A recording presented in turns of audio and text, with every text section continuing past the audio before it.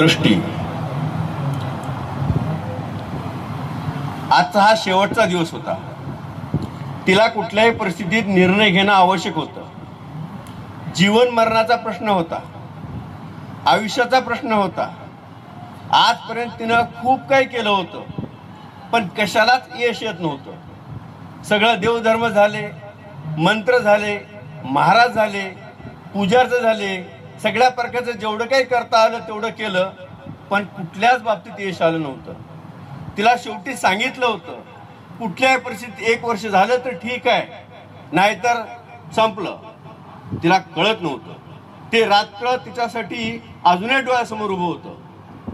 ती रात्र तो नवरा रामराव शेळके पाटील, खरं तर आडनाव शेळके, पण तो कंसात पाटील लावायचा. आजकाल कदम, जाधव, शिंदे, शेळके काही बोध होत नाही म्हणून जाणीवपूर्वक पाटील लावायचा. तो म्हणाला बायकोला, आता तुला शेवटचं सांगतो, जर आपल्याला मूलबाळ होत नसेल तर मी दुसरं लग्न करणार आहे. काय ठरलं तुझं? तोच प्रश्न, तोच प्रश्न, पुन्हा तोच प्रश्न. हा प्रश्न आला की तिच्या डोळ्यात पाणी यायचं, भरपूर रडायची. पण आज मात्र तिच्या डोळ्यामध्ये एक वेगळी चमक आली, एक सम्यक दृष्टी आली. ती म्हणाली, आता मला फक्त 1 वर्ष द्या, मी नांदेडमध्ये एका मोठ्या डॉक्टरला दाखवतो, नंतर तुम्हाला काय करायचं करा. तो म्हणाला, ठीक आहे, हरकत नाही. ती सकाळी सगळी कामं आटपली. तिचं माहेर आणि सासर फार अंतर नव्हतं.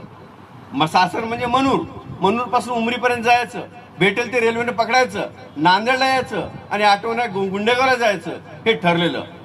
ती माहेरी गेली. अचानक आलेले पाहून तिच्या आई वडिलाला धक्काच बसला, पण कोणी काही बोललं नाही. ती घरात गेली तरी आई म्हणालीच, गांधा कशी आली?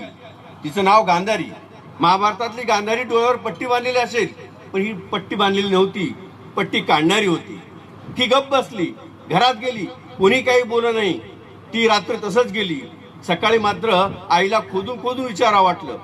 जेव्हा विचारली तेव्हा ते घडलेला सगळा वृत्तांत तिने सांगितला. ते सांगत असताना तिला रडू यायला लागलं, आईला रडू यायला लागलं. हे दोघं रडत असताना तेवढ्यात बाहेर गेले तिचे बाबा घरी आले. तिचे बाबा सुताराकडे गेले होते व करणी नांगरणी टिपणीसाठी गेले होते. पूर्वीसारखे दिवस राहिले नव्हते. पहिलं बलूतं घेऊन लोक कामं करायची. आता त्यांनाही सम्यक दृष्टी प्राप्त झाली होती. कुठलंही बलूतं न घेता आपल्या पद्धतीने ते आपल्या अस्मितेने जगत होती. वेळ लागत होता. ते आल्याबरोबर आपल्या रुबाबात बाप म्हणाला, काय झालं? घरात मळ निघाला सर, काय रडायला तुम्ही? ते ऐकले की गांधा घरात गेली. गांधा घरात